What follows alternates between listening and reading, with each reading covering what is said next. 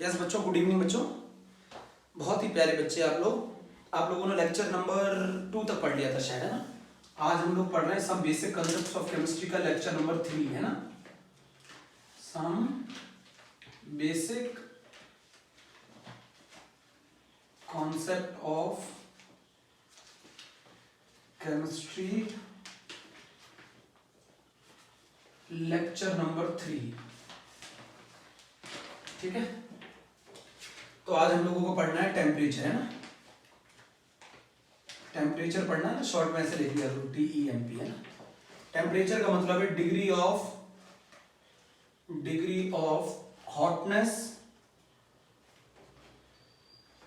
And coldness of a body. ये सब definition वगैरह पूछी नहीं जाती है। किसी भी डिग्री की हॉटनेस और कोल्डनेस को जो बताते हैं बॉडी को, उसी को बोला जाता है टेम्परेचर, है ना। बच्चों, टेम्परेचर की जो SI यूनिट होती है ना, टेम्परेचर की जो SI यूनिट है वो सभी बच्चों को मालूम है, केल्विन है। बेटा एक चीज लिख लेना आप लोग, केल्विन में नेगेटिव स्केल पॉसिबल नहीं होता। केल्विन में नेगेटिव स्केल पॉसिबल नहीं होता है। केल्विन में negative scale is not possible. Kelvin में negative scale is not possible.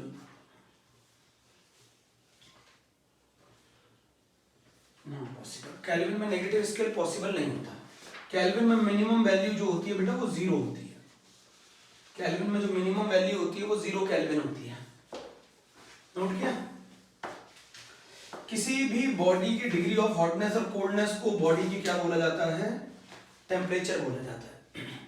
Temperature की ऐसा यूनिट क्या होती है? केल्विन होती है। अच्छा, कन्वर्जन सीख लो। डिग्री सेंटीग्रेड में 273.15 ऐड कर दो, it will be equal to kelvin. मैं 273 ऐड करता हूं, ये प्रॉपर, ये तो बोला जाता है ऐसा ना। डिग्री सेंटीग्रेड में 273.15 ऐड कर दो, it will be converted into kelvin. मैं राउंड ऑफ करके 273 लिखता हूं ना। अच्छा ये बताओ, ऐसे आप लोग जब यूज करोगे ना, जब इसे जब आप लोग यूज करोगे तो डिग्री सेंटीग्रेड ऐसे लिख देना। जब आप यूज करोगे 273, it will be converted into kelvin. Degree centigrade में 273 ऐड कर दो, it will be converted into kelvin. Degree centigrade में 273 ऐड कर दो, it will be converted into kelvin. समझ गए? अब समझो इधर, -273 degree centigrade is equal to 0 kelvin. सही लिखा है क्या? -273 degree centigrade equal to 0 kelvin. -273 degree centigrade is equal to 0 kelvin.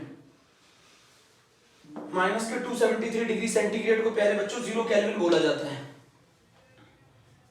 बोलो, -273 degree centigrade is equal to 0 kelvin. Degree centigrade के रिजल्ट में 273 ऐड कर दो, केल्विन में होता है। अच्छा ये बताओ, रूम टेम्परेचर जो होता है ना, रूम टेम्परेचर दिख रहा है आप लोगों को? रूम टेम्परेचर जो होता है वो होता है 25 डिग्री सेंटीग्रेड। इसको केल्विन में बोलना 298 केल्विन। रूम टेम्परेचर जो होता है वो होता है 25 डिग्री सेंटीग्रेड, जिसे केल्विन में बोलेंगे कितना होगा? 298 केल्विन। जरा नोट कर लो। तो टेम्परेचर क्या होता है? Degree of hotness and coldness of body, SI unit is Kelvin. Degree centigrade में 273.15 ऐड कर दो, it will be Kelvin. Use क्या है? यूज ये करता हूं मैं, ज्यादातर 273.15 यूज नहीं किया जाता, 273 यूज किया जाता है। रूम टेम्परेचर अगर 25 डिग्री सेंटीग्रेड है तो उसे केल्विन में 298 बोलेंगे।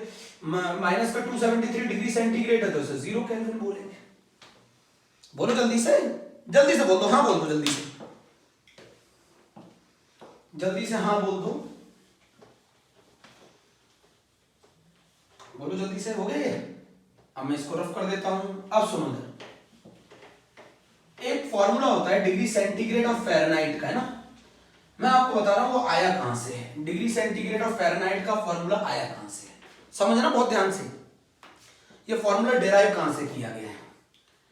ये फॉर्मूला ऐसे डिराइव किया गया है, centigrade minus freezing point of water in centigrade. बेटा वाटर के रिस्पेक्ट में ही डिराइव किया जाता है। वाटर के रिस्पेक्ट में ड्राइव किया जाता है, C minus freezing point in degree centigrade divided by boiling point of water in degree centigrade minus freezing point of water in degree centigrade. ये लिख लिया। बहुत कम बच्चों को आता है ये ड्राइव कहां से हुआ।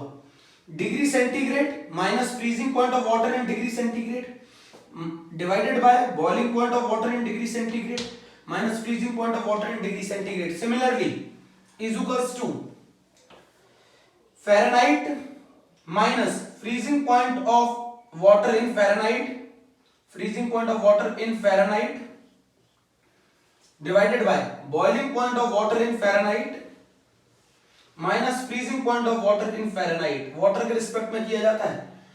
ये फॉर्मूला यहां से डिराइव हुआ है। जब बच्चों मैंने तो याद कर लिया था, इधर सुनो, मैंने तो याद कर लिया था, एक फॉर्मूला याद कर लिया था, relation between degree centigrade and Fahrenheit. अरे भैया आप जो टेम्परेचर मेजर करते हो ना थर्मामीटर से मेजर करते हो ना, वो टेम्परेचर फ़ारेनहाइट में होता है। अरे भैया अगर आपने डिग्री सेंटीग्रेड में बोल दिया ना किसी को 101 तो वो आदमी तो उड़ जाएगा। समझ रहे हो ना मेरी बात। जो आप थर्मामीटर से जो डॉक्टर टेम्परेचर मेजर करते हैं वो फ़ारेनहाइट में करते हैं, डिग्री सेंटीग्रेड में नहीं करते, केल्विन में नहीं करते, फ़ारेनहाइट स्केल होता है। बेटा मैंने तो डायरेक्ट फार्मूला याद कर लिया था, degree centigrade divided by 5 is equals to F minus 32/9।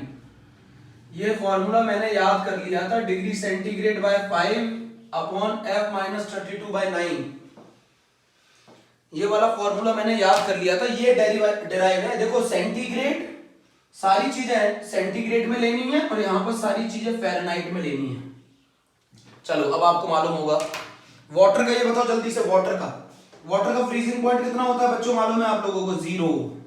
Water का बॉइलिंग पॉइंट कितना होता है? 100 degree centigrade minus freezing point 0। Fahrenheit minus Fahrenheit में वाटर का फ्रीजिंग पॉइंट कितना होता है? 32 फ़ारेनहाइट। बॉइलिंग पॉइंट कितना होता है? 212 माइनस फ्रीजिंग पॉइंट कितना होता है? 32। ये फ़ारेनहाइट में कितना रिलेशन आ गया? C/100 is equals to F minus 32/180। इसको सॉल्व करोगे तो कितना आएगा जरा बताओ जल्दी। इसको सॉल्व करोगे तो कितना आएगा? इसको सॉल्व करोगे तो कितना आएगा जल्दी बताओ। इसको सॉल्व करोगे तो कितना आएगा? इसको सॉल्व करोगे तो ये आएगा degree centigrade by 5 is equals to F minus 32/9। ये रिलेशन आएगा F माइनस 32/9 जो मैंने लिख रखा है ऊपर। ये रिलेशन ऐसे आया है, समझो इसको। ये डिराइव ऐसे हुआ है, डिग्री सेंटीग्रेड में सभी वाटर का फ्रीजिंग पॉइंट, वाटर का बॉइलिंग पॉइंट, फ़ारेनहाइट में वाटर का फ्रीजिंग पॉइंट, वाटर का बॉइलिंग पॉइंट। ये रिलेशन है, आप लोगों का ध्यान रखना इस बात का। ये रिलेशन है degree centigrade by 5 is equals to F minus 32/9। मैं फिर बता दूं, बॉइलिंग पॉइंट जो होता है ना वाटर का, वो 100 डिग्री सेंटीग्रेड होता है, और अगर इसको आप फ़ारेनहाइट में मेजर करते हैं तो 212 फ़ारेनहाइट होता है।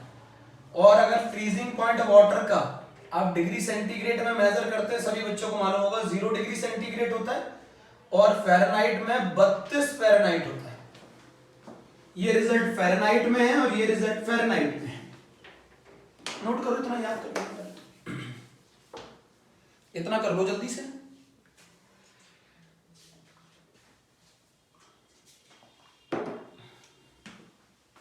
रफ कर दो।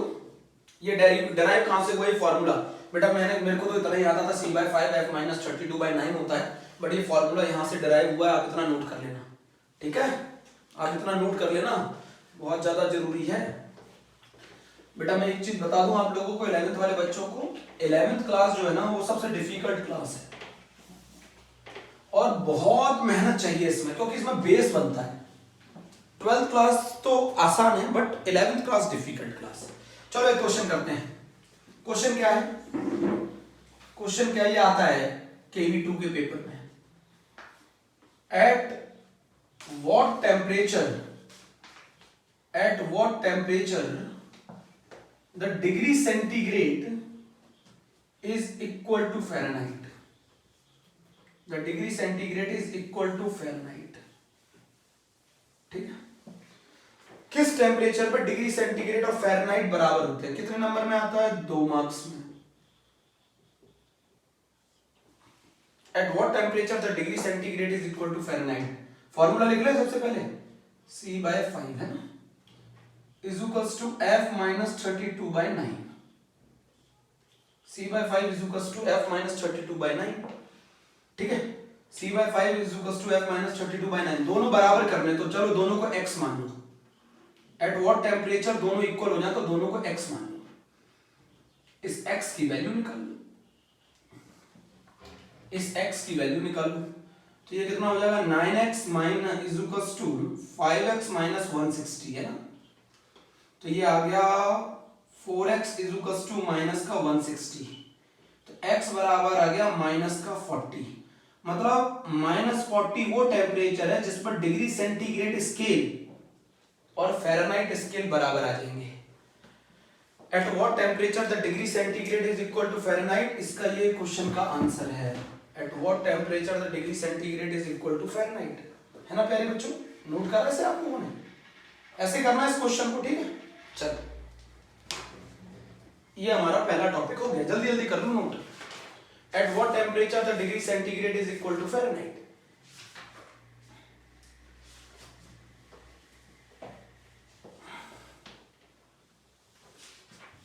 Eight what temperature the degree centigrade is equal to Fahrenheit, किस टेम्परेचर पर डिग्री सेंटीग्रेड स्केल और फ़ारेनहाइट स्केल बराबर आ जाते हैं, वो टेम्परेचर है माइनस के 40, ठीक है। आगे चलें, तो आज की हेडिंग है, हमारा टॉपिक है छोटा सा साइंटिफिक नोटेशन। चलिए साइंटिफिक नोटेशन हेडिंग डाल लीजिए। एक चीज समझिए आप, मैं आपको एक चीज समझाऊं। एक केमिस्ट को बहुत ज्यादा नंबरों से डील करना पड़ता है, कुछ नंबर बहुत ज्यादा बड़े होते हैं और कुछ नंबर बहुत ज्यादा छोटे होते हैं। जैसे ये नंबर बहुत बड़ा नहीं है, जैसे 100 है, ये तो आप बड़े आराम से कर सकते हैं, ये भी बहुत बड़ा नंबर नहीं है। 1000 ये भी नंबर बहुत बड़ा नहीं। केमिस्ट को जो डील करना पड़ता है वो बहुत ज्यादा नंबरों से भी करना, बहुत बड़े नंबरों से भी करना पड़ता है, बहुत छोटे नंबरों से भी करना पड़ता है। जैसे समझाता हूं, जैसे मान लीजिए ये एक नंबर है,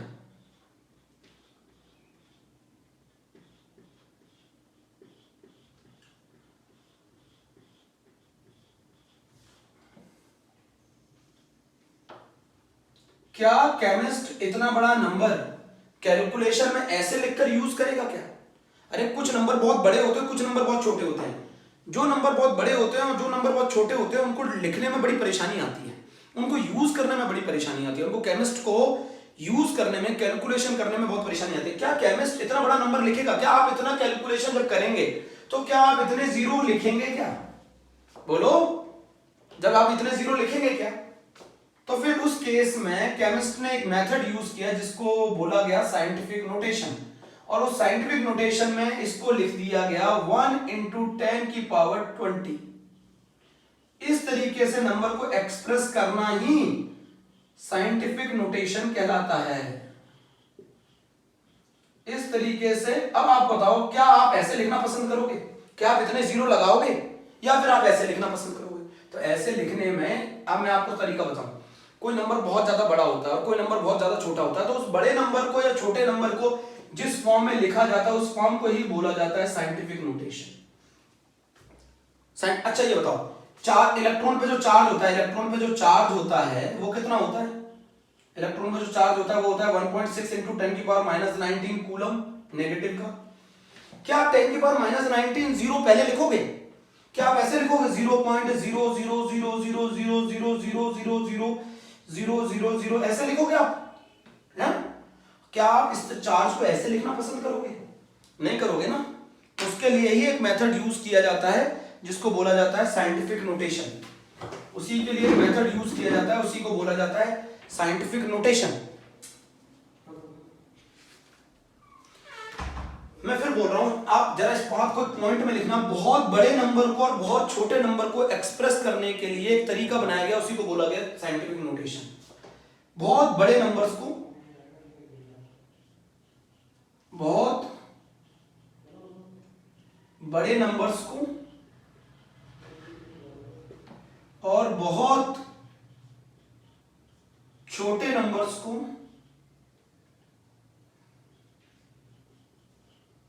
एक्सप्रेस करने के लिए एक मेथड बनाया गया। आपको ये लिखना नहीं, समझना है।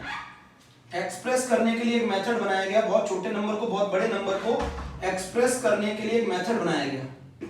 मैं लिख देता हूं, मैंने ऐसा लिखा होता है मेरे नोट्स में, करने के लिए एक मेथड बनाया गया जिसको बोला गया साइंटिफिक नोटेशन।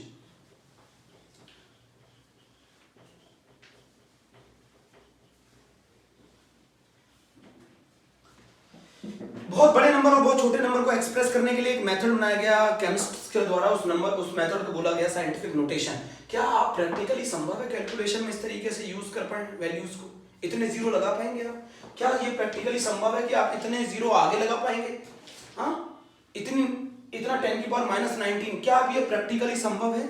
तो इसके लिए जब बहुत बड़े नंबर और बहुत छोटे नंबर्स को एक्सप्रेस करने के लिए साइंटिस्टों ने एक मेथड यूज किया जिसको बोला गया साइंटिफिक नोटेशन। बहुत बड़े और बहुत छोटे नंबर को एक्सप्रेस करने के लिए साइंटिस्टों ने एक मेथड बनाया गया। उसी मेथड को क्या बोला मेरे प्यारे बच्चों? उसी मेथड को बोला गया साइंटिफिक नोटेशन। जल्दी से पढ़ लोगे, समझ में आया कि नहीं आया पहले बोलो। साइंटिफिक नोटेशन बोला गया।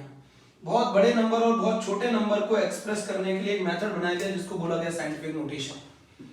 समझे नहीं समझे? क्या प्रैक्टिकली ये बात संभव है इतने जीरो आप लिख पाओ? तो साइंटिफिक नोटेशन है क्या, जरा बताता हूँ साइंटिफिक नोटेशन क्या है। जल्दी लिखो, साइंटिफिक नोटेशन क्या है, जल्दी से समझाता हूँ। जैसे समझो एक प्लैंक्स कांस्टेंट होता है, जब एटॉमिक स्ट्रक्चर पढ़ोगे ना एक कांस्टेंट आएगा प्लैंक्स कांस्टेंट। क्या ये बताना, ये नंबर 6.6 इंटू 10 की पावर -34 जूल सेकंड होता है। क्या आप इतना लिख पाओगे 10 की पावर -34? क्या 0.0000 क्या 34 टाइम्स जीरो लगा पाओगे? नहीं लगा पाओगे ना, तो ये बहुत छोटा नंबर है। इसी तरीके से मास ऑफ इलेक्ट्रॉन भी बहुत छोटा नंबर है। कितना है? 9.1 इंटू 10 की पावर -31 kg। ये कितना छोटा है? बहुत बहुत ज्यादा छोटा है बच्चों। तो बहुत बड़े नंबर या बहुत छोटे नंबर्स को यूज करने के लिए हम एक मेथड यूज करते हैं जिसको हम क्या बोलते हैं? साइंटिफिक नोटेशन बोलते हैं। साइंटिफिक नोटेशन बोलते हैं। अच्छा, इस साइंटिफिक नोटेशन ऑलवेज बेस 10 की प्रेजेंस में किया जाता है। मतलब इसमें जो बेस होता है वो ऑलवेज 10 के टर्म्स में होता है। बेस 10 होता है इसमें, साइंटिफिक नोटेशन में बेस ऑलवेज 10 लिया जाता है। अरे भैया, पहले अगर आपको बेस 9 के हिसाब से बनाना है तो आप उसे पहले 9 के एक्सप्रेस टर्म्स में निकालो, कैलकुलेशन बहुत डिफिकल्ट हो जाएगी। बेटा ये जो साइंटिफिक नोटेशन है ये ऑलवेज बेस 10 के टर्म्स में लिखा जाता है। इसकी जो पावर लिखी जाती है, मान लो 9 है, ये एक्सपोनेंट बोला जाता है, इसको एक्सपोनेंट बोला जाता है। सही है? ये नेगेटिव भी हो सकती है, पॉजिटिव भी होती है। इसके आगे जैसे कोई नंबर है 6.37, इसको कोफिशिएंट बोला जाता है, इसको कोफिशिएंट बोला जाता है। तो किसी भी साइंटिफिक नोटेशन के अंदर तीन चीजें होती हैं, एक होता है बेस, एक होता है एक्सपोनेंट और एक होता है कोफिशिएंट। एक होता है बेस, एक होता है एक्सपोनेंट, एक होता है कोफिशिएंट। किसी भी साइंटिफिक नोटेशन में क्या है? साइंटिफिक नोटेशन का यूज क्या है, जल्दी बताओ। साइंटिफिक नोटेशन का यूज है किसी भी नंबर को, किसी बहुत बड़े नंबर को या बहुत छोटे नंबर को एक्सप्रेस करने के लिए साइंटिस्टों ने एक तरीका बनाया जिसको बोला गया साइंटिफिक नोटेशन। चलो समझाते हैं क्या बोला गया? साइंटिफिक नोटेशन है ना, साइंटिफिक नोटेशन समझना मेरे प्यारे बच्चों बहुत जरूरत पड़ती है। साइंटिफिक नोटेशन में मैंने बोला ऑलवेज किसके बेस क्या होता है इसमें? ऑलवेज 10 होता है। 10 की पावर जो होती है जैसे 9, ये क्या होती है? एक्सपोनेंट होती है ना। ये क्या कहलाता है? बेस कहलाता है। मैं आपको एक चीज बता दूं, एक्सपोनेंट की वैल्यू ऑलवेज इंटीजर होती है, फ्रैक्शन नहीं होती। इंटीजर वैल्यू होती है, नेगेटिव भी हो सकती है, जीरो भी हो सकती है, पॉजिटिव भी हो सकती है। एक्सपोनेंट की वैल्यू नेगेटिव भी हो सकती है, जीरो भी हो सकती है, पॉजिटिव भी हो सकती है। इससे जो डिजिट मल्टीप्लाई की जाती है, जैसे मान लो 6.37, ये डिजिट कहलाती है कोफिशिएंट। कोफिशिएंट की जो वैल्यू है, मैं हिंदी में लिखूंगा, कोफिशिएंट की जो वैल्यू है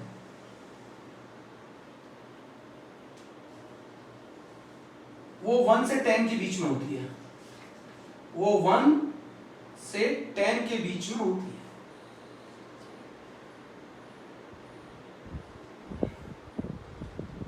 1 से 10 के बीच में होती है। कोफिशिएंट की जो वैल्यू है वो ऑलवेज 1 से 10 के बीच में होती है। कोफिशिएंट की वैल्यू जो है वो 1 से 10 के बीच में 1 बेटा 1, ध्यान रखना मेरी बात, 1 भी हो सकती है, 10 से छोटी होगी 1 और 1 से बड़ी होगी, 10 से छोटी होगी 1 और 1 से बड़ी होगी।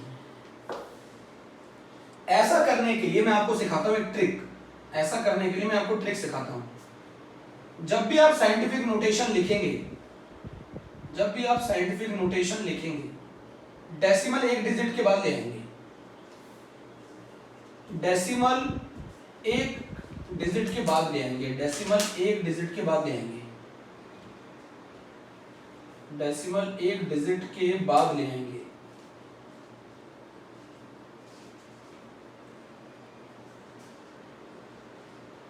डेसिमल एक डिजिट के बाद ले आएंगे। साइंटिफिक नोटेशन जब भी लिखेंगे डेसिमल एक डिजिट के बाद ले आएंगे। अभी आप समझोगे कैसे। अब जरा सुनो इधर, अगर आप डेसिमल एक डिजिट के बाद लेने के लिए राइट से लेफ्ट की तरफ मूव करेंगे तो 10 की पावर, जितनी डिजिट आप मूव करेंगे उतना 10 की पावर पॉजिटिव में जाएगी। याद रहेगा, तो ट्रिक है ये ट्रिक। राइट से लेफ्ट की तरफ जाएंगे आप, क्यों जाएंगे? एक डिजिट के बाद डेसिमल लाना है। अच्छा ये बताओ, एक डिजिट के बाद डेसिमल क्यों लाना है? ताकि ये कंसेप्ट क्लियर हो सके। कोफिशिएंट की जो वैल्यू है वो 1 से 10 के बीच में होनी चाहिए। जब आप एक डिजिट के बाद डेसिमल ले आएंगे तो आप ये समझिए कि उस केस में कोफिशिएंट जो आएगा वो 1 से लेकर 10 के बीच में आ जाएगा। तो जब भी आप राइट से लेफ्ट में जाएंगे, जैसे मान लो मैं कंसेप्ट सिखाता हूँ, 1000 लिखा है, तो बताओ डेसिमल यहाँ है, कितनी डिजिट मूव कर रहे हो, कितनी डिजिट मूव कर रहे हो लेफ्ट, राइट से लेफ्ट? तो राइट से लेफ्ट मूव कर रहे हो 3 डिजिट, तो ये आ जाएगा आंसर 1 × 10 की पावर 3। समझो, आंसर आ जाएगा 1 × 10 की पावर 3। अच्छा ये समझो 0.0002 आपको डेसिमल कितने के बाद लाना है? इस डिजिट के बाद लाना है, इस डिजिट के बाद। ऐसा क्यों किया जाता है? इस डिजिट के बाद इसलिए लेके आया जाता है, अगर आप ऐसा करेंगे तो कोफिशिएंट की वैल्यू 1 से लेकर 10 के बीच में आ जाएगी। अब यहाँ पर डेसिमल, यहाँ लाना है 1, 2, 3 और 4, बोलो, ये आंसर हो जाएगा 2 × 10 की पावर -4। जब आप लेफ्ट से राइट की तरफ मूव करेंगे, जब आप लेफ्ट से राइट की तरफ मूव करेंगे तो 10 की पावर नेगेटिव में जाएंगे।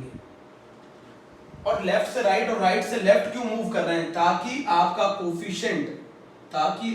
कोफिशिएंट किसके बीच में आ जाए? 1 से लेकर 10 के बीच में आ जाए, ताकि आपका कोफिशिएंट 1 से 10 के बीच में आ जाए। ये कहानी है, नोट करो।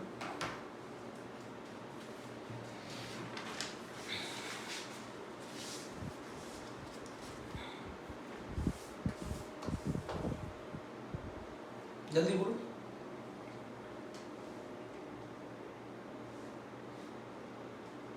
समझे?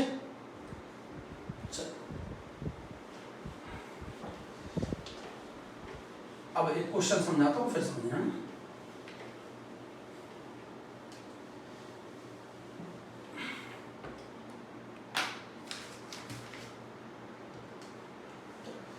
क्वेश्चन ये है कि 0.34 × 10 की पावर 7, इसको साइंटिफिक नोटेशन के टर्म्स में, क्या ये साइंटिफिक नोटेशन के टर्म्स में लिखा हुआ है? क्या ये साइंटिफिक नोटेशन के टर्म्स में लिखा हुआ है? आंसर है गलत। ये साइंटिफिक नोटेशन के टर्म्स में नहीं लिखा हुआ है। क्यों? साइंटिफिक नोटेशन के टर्म्स में जो कोफिशिएंट होना चाहिए उसकी वैल्यू 1 से लेकर 10 के बीच में होनी चाहिए। क्या यहाँ वैल्यू 1 से लेकर 10 के बीच में है? अगर मैं इस डेसिमल को यहाँ लगा दूं, इस डेसिमल को एक डिजिट खिसका दूं, तो एक डिजिट खिसका जाने से ये डेसिमल 3 के बाद आ जाएगा ना। और अगर एक डिजिट खिसका दूं, तो अगर एक डिजिट खिसकाने में कितना हो जाएगा? मुझे कितनी पावर में जाना पड़ेगा? 10 की पावर -1 में जाना पड़ेगा ना। मैंने क्या बताया था? जब भी लेफ्ट से राइट में जाएंगे, जितनी डिजिट मूव करेंगे उतना 10 की पावर नेगेटिव जाएगा, और जितना राइट से लेफ्ट की तरफ आएंगे और जितना डिजिट मूव करेंगे उतना 10 की पावर पॉजिटिव में जाएगा। तो यहाँ से डेसिमल को यहाँ ले जाने में आपको 10 की पावर -1 मूव करना पड़ेगा। तो आप इसे लिख सकते हैं 3.4 × 10 की पावर 7 × 10 की पावर -1। एक डिजिट मूव कराएगा तो 10 की पावर -1 आएगा। आपने 10 छोटी क्लासेस में पढ़ा होगा x की पावर a और x की power b is equals to x a plus b, पढ़ा है ना छोटी क्लासेस में। छोटी क्लासेस में पढ़ा होगा अगर बेस सेम है तो पावर प्लस हो जाती है, छोटी क्लासेस में पढ़ा होगा बेस सेम है तो पावर माइनस भी हो जाती है, ये पढ़ा है ना छोटी क्लासेस में। यहाँ आपने कितने डिजिट मूव किया है, कितने डिजिट मूव किया है, एक, तो ये बन जाएगा 3.4 इंटू 10 की पावर 6। आपने एक डिजिट मूव किया है तो 3.4 इंटू 10 की पावर 6। अब ये साइंटिफिक नोटेशन है। अब आप चेक कर लो रूल सारे सही है, चेक कर लो ना, आप चेक कर लो ये रूल सारे सही है। रूल चेक कर लिए आप, ये सारे रूल सही है। अब मैं कुछ क्वेश्चन करा रहा हूँ, आप करना है, साइंटिफिक नोटेशन के टर्म्स में लिखना है हमको, है ना। रफ कर दूं, साइंटिफिक नोटेशन में कोफिशिएंट जो आना चाहिए वो 1 से लेके 10 के बीच में आना चाहिए। बेस की जो एक्सपोनेंट होगा वो इंटीजर वैल्यू होनी चाहिए, नेगेटिव हो सकती है, जीरो हो सकती है, पॉजिटिव हो सकती है, और फ्रैक्शन में नहीं हो सकती। अब जैसे मैं पहला क्वेश्चन कर रहा हूँ, 100 को लिखो साइंटिफिक नोटेशन में, डेसिमल यहाँ है, कितने डिजिट मूव कराना है, 1 2, तो हम इसको लिख सकते हैं 1 इंटू 10 की पावर 2। पहला क्वेश्चन एग्जाम्पल 1, एग्जाम्पल 2, 4 3 2 1, यहाँ है डेसिमल, कितने डिजिट के बाद मूव कराना है, 3, तो ये बन जाएगा 4.321 इंटू 10 की पावर 3। ठीक है। एग्जाम्पल नंबर 3, आप 1.23, इसमें तो फ्रैक्शन जो कोफिशिएंट की वैल्यू है वो 1 से लेके 10 के बीच में ही आ रही है, तो इसको हम लिख सकते हैं 1.23, बट बेस के टर्म्स में लिखना पड़ेगा ना, बेस कौन होता है, बेस के टर्म्स में तो लिखना पड़ता है। अरे भैया इसको अगर मुझे साइंटिफिक नोटेशन के टर्म्स में लिखना हो तो ऐसे ही लिखूंगा ना मैं। चलो अभी भी नहीं समझ में आया, चलो करते हैं। एग्जाम्पल 4, ये आया था KV2 के पेपर में, ये आया था KV2 के पेपर में, इसको साइंटिफिक नोटेशन के टर्म्स में लिखूं तो इसमें जो कोफिशिएंट है उसकी वैल्यू तो 1 से लेकर 10 के बीच में है, बट इसमें बेस कहाँ है, इसमें बेस क्या है 10, और उसकी पावर जो होनी चाहिए वो एक्सपोनेंट।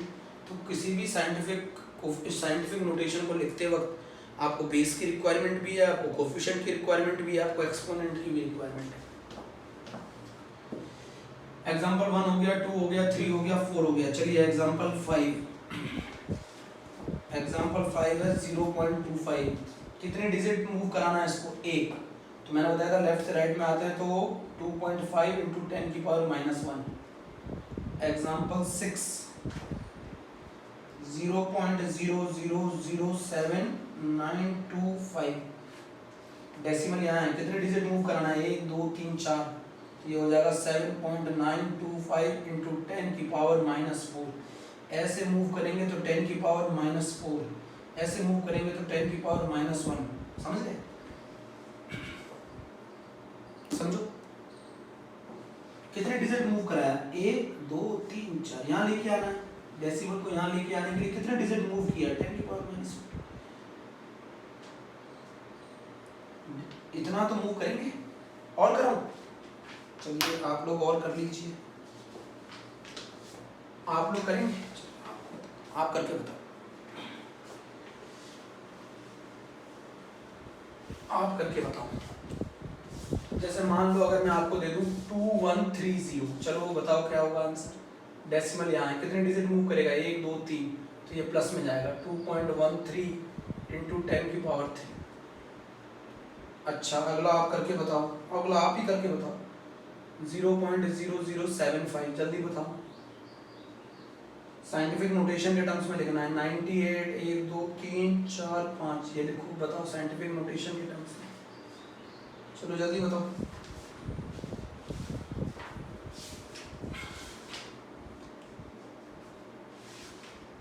बहुत सारे बच्चों को लगता है कि 10 क्यों जुड़ा, बेटा मैंने आपको सिखाया था साइंटिफिक नोटेशन को लिखते वक्त 3 चीजों की आवश्यकता पड़ती है। एक है कोफिशिएंट, उसमें मल्टीप्लाई हो रहा होता है बेस, और उस बेस की पावर होती है एक्सपोनेंट। जब आप लिखोगे एक्सपोनेंट की वैल्यू नेगेटिव हो सकती है, जीरो हो सकती है, पॉजिटिव हो सकती है, बट याद रखना ये ऑलवेज एक इंटीजर वैल्यू होगी।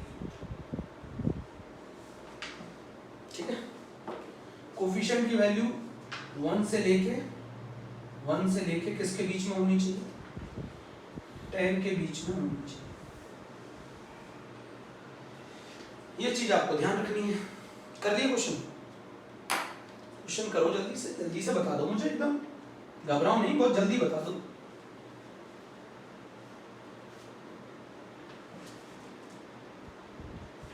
जल्दी बता दो। ये केमिस्ट्री थोड़ा है, मैथमेटिक्स है, अभी तो केमिस्ट्री कहाँ चालू हुई है। ये हो जाएगा 7.5 इंटू 10 की पावर माइनस, कितने डिजिट मूव कराया, 1 2 3। इसमें कितने डिजिट मूव कराए यहाँ पर, 1 2 3 4 5 6, तो ये आ जाएगा 9.8 इंटू 10 की पावर 6। जल्दी नोट कर लो, 9.8 इंटू 10 की पावर 6। क्वेश्चन हो गया साइंटिफिक नोटेशन में एक्सप्रेशन। चलो अब calculation based on scientific notation है, calculation based on scientific notation.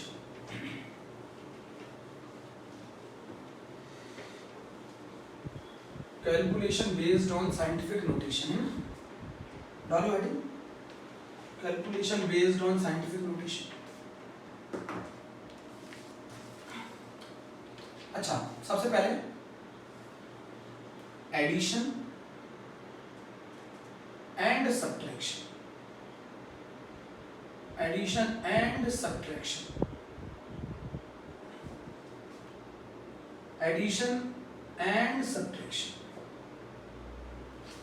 Addition और सब्ट्रैक्शन में क्या कहानी, इसमें क्या किया जाता है, जो एक्सपोनेंट पावर है उसे सेम किया जाता है, तभी एडिशन और सब्ट्रैक्शन कर पाओगे। एक्सपोनेंट को सेम किया जाता है तभी आप एडिशन और सब्ट्रैक्शन कर पाओगे, वरना नहीं कर पाओगे। एडिशन और सब्ट्रैक्शन कब कर सकते हो, जब एक्सपोनेंट सेम होगा। एडिशन और सब्ट्रैक्शन कब कर सकते हो, जब एक्सपोनेंट सेम होगा। जब एक्सपोनेंट सेम होगा तभी आप एडिशन और सब्ट्रैक्शन कर सकते हैं। चलिए मैं एक क्वेश्चन बताता हूँ। क्वेश्चन है 6.02 इंटू 10 की पावर 3 प्लस 3.14 इंटू 10 की पावर 2। अच्छा, इन दोनों की पावर में कितने का डिफरेंस है, जल्दी बता दो मुझे, दोनों की पावर में कितने का डिफरेंस है, दोनों की पावर में कितने का डिफरेंस है, 10 का डिफरेंस है ना, तो 10 से मल्टीप्लाई कर दो, 10 से डिवाइड कर दो।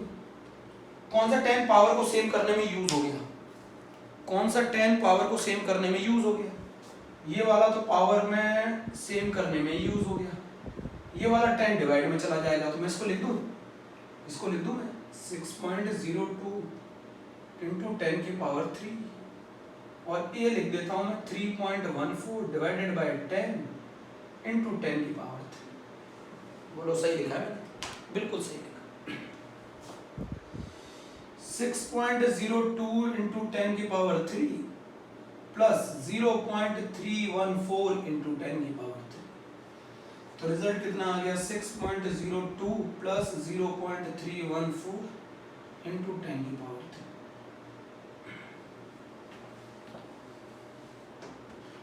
तो ये रिजल्ट आ गया 6.334 इंटू 10 की पावर 3। अच्छा, ये फाइनल रिजल्ट है, साइंटिफिक नोटेशन के टर्म्स में लिखा हुआ है कि नहीं लिखा हुआ है, फाइनल रिजल्ट साइंटिफिक नोटेशन के टर्म्स में आना चाहिए, फाइनल रिजल्ट साइंटिफिक नोटेशन के टर्म्स में ही आना चाहिए। सही है सर?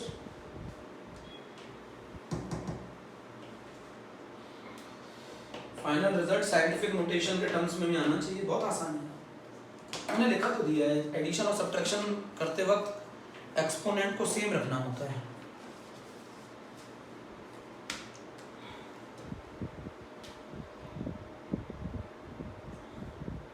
जरूरी नहीं है इसको सेम दिया जाए, इसको भी कर सकते थे।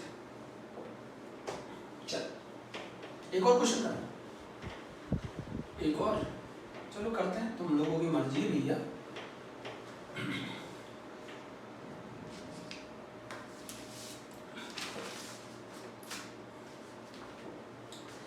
क्वेश्चन है 7 इंटू 10 की पावर 5 माइनस 5.2 इंटू 10 की पावर 4।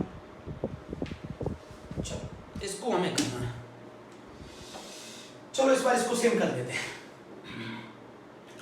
तो इसमें कैसे कर देते हैं, एक कितने का डिफरेंस है, कितने का डिफरेंस होगा, कितने का डिफरेंस है,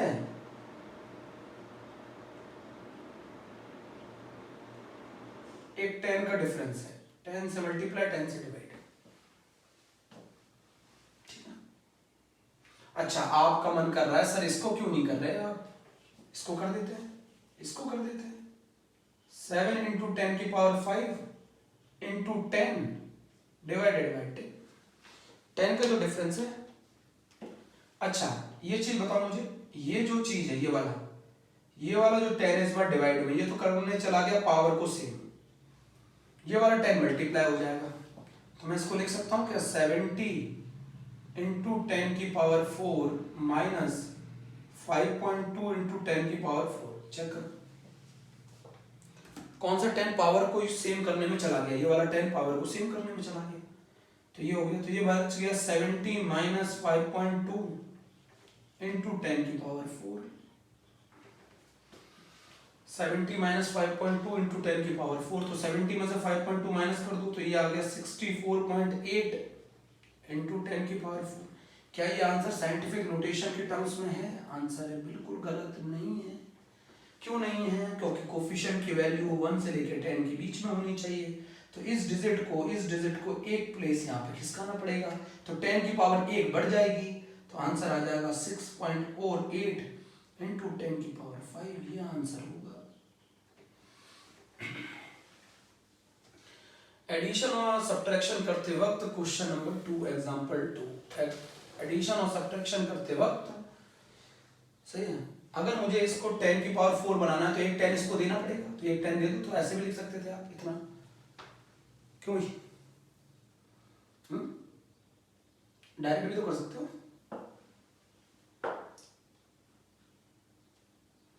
अच्छा एक और तरीका तो चलो अभी आगे बता रहा हूं, अगर आपको जैसे मान लो मैं ऐसे दे दूं 7 इंटू 10 की पावर 5 माइनस 5.2 इंटू 10 की पावर 4, अगर मुझे इसको 10 की पावर 5 बनाना है, इसको 10 की पावर 5 बनाना है, तो इस डिजिट को एक डिजिट और मूव कराना पड़ेगा, इस डिजिट को एक डिजिट और मूव करना पड़ेगा, तो ऐसा बन जाएगा ना 7 इंटू 10 की power minus 5 is equals to 0.52 into 10 की पावर 5।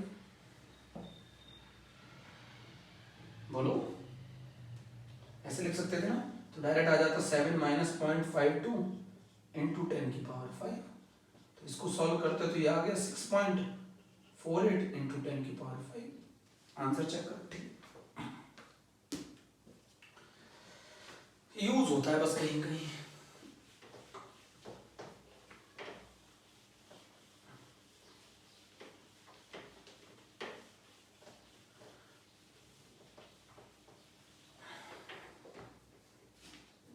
बेटा ये याद रहेगा आपको। अब चलिए मल्टीप्लिकेशन एंड डिवीजन आपको सिखा तो चुका था पहले, multiplication and division, multiplication and division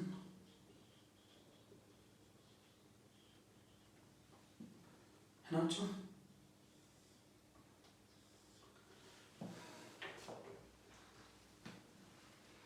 multiplication and division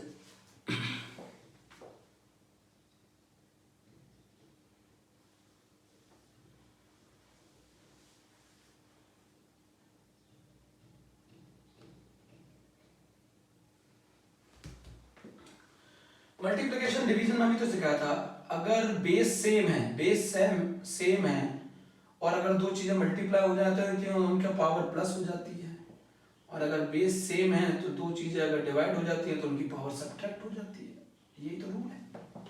आसान सा क्वेश्चन करते हैं एग्जांपल 1, ये तो आप लोग जानते हैं 2 इंटू 10 की पावर 4 इंटू 4 इंटू 10 की पावर 3, तो आंसर बताओ क्या आ जाएगा 2 इंटू 4 इंटू 10 की पावर 4 प्लस 3, तो आंसर आ गया 8 इंटू 10 की पावर 7। हो गया क्वेश्चन। एग्जांपल नंबर 2, 7.5 इंटू 10 की पावर 4 डिवाइडेड बाय 2.5 इंटू 10 की पावर -3, तो ये क्या बन गया जरा बताओ, 7.5 डिवाइडेड बाय 2.5 इंटू 10 की पावर 4 -3, तो ये बन गया 3 इंटू 10 की पावर 7 आंसर। इजी सा कंसेप्ट है, मल्टीप्लिकेशन एंड डिवीजन। तो साइंटिफिक नोटेशन से जो कैलकुलेशन होती है वो तो खत्म होगी। साइंटिफिक नोटेशन से जो कैलकुलेशन होती है वो तो खत्म हो गई। जल्दी बोलो। साइंटिफिक नोटेशन से जो कैलकुलेशन होती है वो तो खत्म हो गई। अच्छा, एक रिक्वायरमेंट और आएगी। अभी हमारा टॉपिक साइंटिफिक नोटेशन का था, जल्दी जल्दी पढ़ लेंगे अच्छे से मन लगाकर, ठीक है।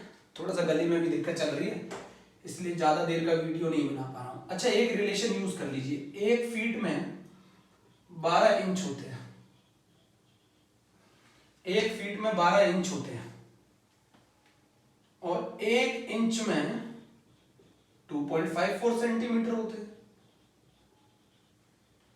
और 1 सेंटीमीटर में 10⁻⁻² मीटर होते हैं। नोट कर लो, ये रिलेशन बना लो, इंपॉर्टेंट है। 1 फीट में 12 इंच होते हैं और 1 इंच में 2.54 सेंटीमीटर होते हैं और 1 सेंटीमीटर में 10⁻⁻² मीटर होता है ना, 10⁻⁻² मीटर। 1 किलोमीटर में 10⁻³ मीटर होते हैं। 1 मीटर में 100 सेंटीमीटर होते हैं। दूसरी चीज यूज करो, दूसरी चीज यूज करो, ठीक है। 1 माइल में, यहीं पर लिख रहा हूं, 1 माइल में 1.6 किलोमीटर होते हैं। 1 किलोमीटर में 1000 मीटर होते हैं। 1 मीटर में 100 सेंटीमीटर होते हैं। चलो नोट करो।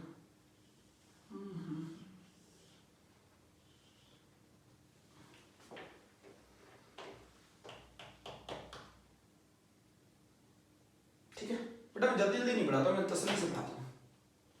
1 फीट में 12 इंच, 1 इंच में 2.54 सेंटीमीटर, 1 सेंटीमीटर में 10⁻⁻² मीटर। अच्छा, ये बताओ मुझे, मैं यहाँ पर पूछूँ आपसे, 1 मीटर क्यूब में हाउ मेनी सेंटीमीटर क्यूब? चलिए जल्दी से बताइए। 1 मीटर क्यूब में हाउ मेनी सेंटीमीटर क्यूब? जल्दी। 1 मीटर क्यूब में हाउ मेनी सेंटीमीटर क्यूब? नहीं याद आया, मैं बताऊं, 10⁻⁶। कैसे? अच्छा, 1 मीटर क्यूब का क्या मतलब है? 1 metre into 1 metre into 1 metre, 1 metre into 1 metre into 1 metre.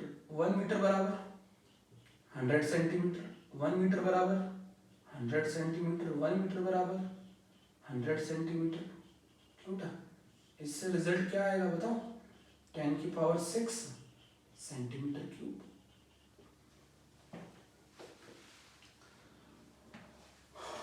चलो ठीक है। 1 मीटर क्यूब बराबर 10⁻³ लीटर। 1 लीटर बराबर 10⁻³ सेंटीमीटर क्यूब। ये भी रिलेशन यूज कर सकते थे। 1 लीटर बराबर 10⁻³ ml। 1 लीटर बराबर 1 decimetre cube. Relation 1 metre cube बराबर 10⁻³ लीटर, 1 लीटर बराबर 10⁻³ सेंटीमीटर क्यूब, 1 लीटर बराबर 10⁻³ ml, 1 लीटर बराबर 1 डेसीमीटर क्यूब। ठीक है। अच्छा, डेंसिटी, अभी मैं 12th पढ़ाता हूँ, मैं बहुत सारे बच्चों को यही नहीं मालूम। डेंसिटी बराबर मास पर यूनिट वॉल्यूम। मास पर यूनिट वॉल्यूम को तो डेंसिटी कहते हैं। रो बराबर m/v। ऐसा यूनिट बोलो kg पर मीटर क्यूब। वॉल्यूम की ऐसा यूनिट क्या है? Metre cube. डेंसिटी की ऐसा यूनिट क्या है? kg पर मीटर क्यूब। ऐसा नहीं है डेंसिटी kg पर मीटर क्यूब में ही निकाली जाती है, डेंसिटी ग्राम पर ml में भी निकाली जाती है।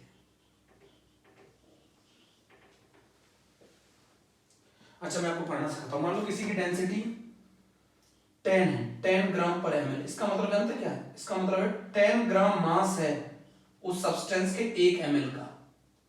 ये मतलब है उस सब्सटेंस के 1 ml का मास 10 ग्राम है। ये मतलब है डेंसिटी 10 ग्राम पर ml का। नहीं समझे? डेंसिटी अगर किसी की 10 ग्राम, अच्छा मान लो डेंसिटी किसी की 1.2 ग्राम पर ml है। इसका क्या मतलब है बताओ? इसका मतलब है 1 ml का मास, 1 ml उस सब्सटेंस का मास 1.2 ग्राम है। ये मतलब है। तो बताओ 1000 ml का मास कितना होगा? 1000 ml का मास कितना होगा? 1000 ml का मास कितना होगा, वो होगा 1200 ग्राम।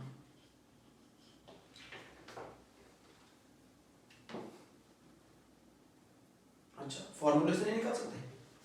फॉर्मूले से भी तो निकाल सकते हो। Density mass per unit volume, density कितनी है 1.2, मास निकालना है, वॉल्यूम कितना है 1000 ml, डेंसिटी की यूनिट ग्राम पर ml, ml से ml कैंसिल, तो बताओ मास कितना आ गया 1000 इंटू 1.2, ये आ गया 1200 ग्राम। इतनी आपको रिक्वायरमेंट है, करिएगा सर, ठीक है, इतना करिएगा, मुझे बताइएगा। अगला जो मेथड है वो है डायमेंशनल एनालिसिस और यूनिट फैक्टर मेथड, मतलब as well as significant figures, ठीक है।